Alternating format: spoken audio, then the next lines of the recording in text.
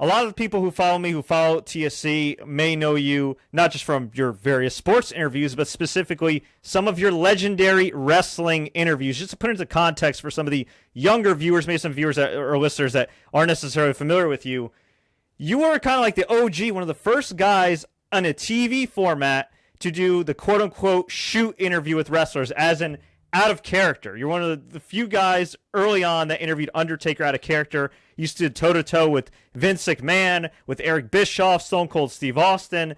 I mean, the list goes on and on back in the late 90s, early 2000s. I mean, I watched a couple interviews you did with Vince McMahon where one at the time when he was getting his ass kicked by WCW, and you were very upfront to his face about that. And then a few years later when, of course, he gobbled up WCW and ECW, which was a very different conversation.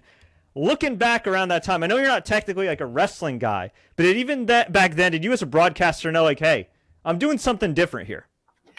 Yeah, I think so. I mean, I was obviously aware of the ratings boost that we would get from putting a wrestler on, right? You know, we averaged the first 5 years at 6 p.m. I mean, keep in mind, this is Canada. We averaged like 110,000 viewers, which was crazy successful and way beyond technically what we were putting out there. I mean, some days it was a good show and some days it was a crappy show. But back then, TSN ruled, it was TSN's empire.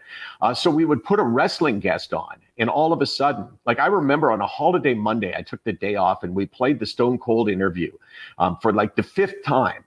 And it generated 500,000 viewers. Wow. At 6 o'clock, 500,000 viewers on a cable network in Canada is impossible to get anything even close to that. And it's not like, because of my brilliance that the people watched. It was a combination of factors. Number one, the wrestling audience is the only portable audience that I know of that exists. Like if you said, okay, coming up tomorrow and Off the Record, we've got the ghost of Gordie Howe, the ghost of Maurice the Rocket Richard, and making a rare appearance will be Wayne Gretzky, the 3 of them on our set tomorrow. You'd probably get like 120,000 people to watch. You get a tiny bump. But wrestling was insane. Our wrestling interviews were amazing, and not because of me. I was lucky enough to be working with the guy I mentioned, Bob Makowitz, the guy in my ear, who was very much a wrestling fan. And we had a guy that was his best friend who now has had a really successful on-air career. His name is Jeff Merrick. And Jeff Merrick did a show called Live Audio Wrestling, which was kind of like the definitive radio voice of wrestling. He knew everyone. He talked to everybody on the phone, like privately, off the air. He gave me, and Bob gave me these questions that were so good. All I had to do essentially was have the guts to ask them and to execute it. So were those interviews great? Yeah, I think they were. Was I the reason why they were great? Definitely not. Looking back and watching them now in 2021 eyes, I mean, you seem to not shy away from some of the tough questions on whether they came to mind or they were fed to you. I mean, you seemed like you really had kind of like no fear. And some of those conversations got heated. And in general, not just for the wrestling interviews, were there ever times where you got a little uncomfortable, or were you always as cool and calm as you portrayed yourself on TV? I love that. If you said to me, hey, Michael, what's your favorite interview? I would say, the things I enjoyed the most are having interviews with people who I think are smarter than me and have thick enough skin to be able to take it. So that means in that scenario, I can go my hardest, right? I can listen to what they say, which is kind of this thing that I have. I don't know if it's an asset or a liability, but I hear every syllable that comes out of your mouth. I hear everything. And sometimes I choose not to point them out, but I hear everything. So here in that situation, I want a guy that I can challenge. And keep in mind, because you do the same sort of job, the toughest thing about it is you're challenging somebody on their life, right? So here I am, I'm going with Vince McMahon and I'm challenging him on his world. So I better be damn sure of knowing what I'm talking about. Otherwise I look like a jackass, right? Because I am now in his world and I better be conversant enough with his world to be able to talk it through. I loved that. I mean, the Vince McMahon interviews, I loved. Dana White became the new Vince McMahon for me in a lot of ways.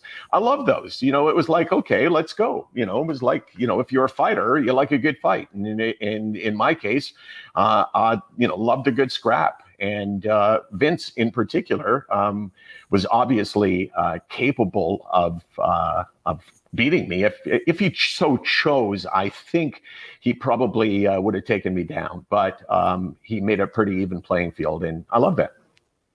Who is your saltiest guest of all time, and why is it Eric Bischoff? Eric Bischoff was just, when he was WCW, he came in and he just wanted to fight. I don't mean like fight like this, but it was like it was like we were in the ring and we were like calling each other out. It was awesome. I loved it, and I knew on that day I better know my shit, right, because Bischoff is talking about his life. And we made a bet, and he said, if I said, well, you know, it's only a matter of time probably before WWE, you know, passes you guys on the Monday Night Wars. And he said something like, you know, I'll give you whatever if they ever beat us on one Monday night. And I think they ended up beating, I think WWE beat them like, I don't know, a month later and never gave it up. But, you know, it was a big challenge. And I interviewed him on radio actually a couple of months ago.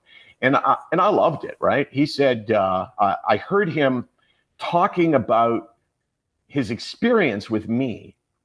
And he said, "Oh yeah, Landsberg. You know, that guy was he was okay. I kind of liked him, but you know, he was such a Canadian, right? He just, you know, he just loved Bret Hart so much that when I said something, he jumped down my throat, which I didn't remember. It may be true, but I probably would have jumped down his throat for anything. But Eric Bischoff, a fun guy to interview, and a really smart guy, very charming. Yeah, got an awesome podcast as well. Shout out to him. He's great. 83 Weeks of Conrad Thompson. Are you still tight with Bret Hart? I watched some of your old interviews where you mentioned that you and Bret were very close. Do you guys still keep in touch? Yeah, he's one of the few guys that after a show that I actually became friends with. Bret put us on the map. The first week we were on the air, he was a guest on the show, and then the Survivor Series happened. You know, the screw job, and he kept, he called us up and said, "I want to come on and talk about it." It's not like there was a lot of places you could do that. You know, sort of a long form interview on television, and that was gold for us. And then Vince had to rebut what he was saying, and this was amazing for Off the Record and for me. And Bret and I, you know, remained friends. I invited him to my house for dinner, which was after his stroke, when he had gone to Italy to sign autographs and a public appearance. And he met a woman who lined up for 3 hours.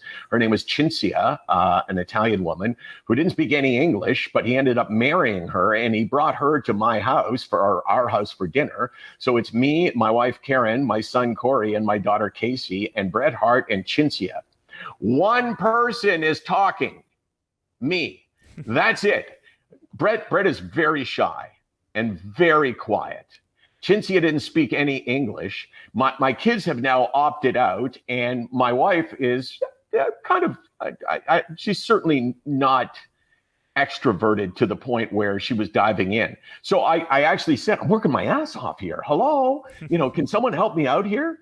But it was cool. We went to a hockey game together, Bret and I, and he was, and I've seen this twice in my life, where I've been in public with someone really, really famous, and the worshiping that people did for Bret Hart, it was amazing to see. So in our seats, people would come up and they would be shaking. You know, they'd be, "Mr. Hart, I just wanted to say that you have meant so much to me in my life. I just want to tell you how important you've been."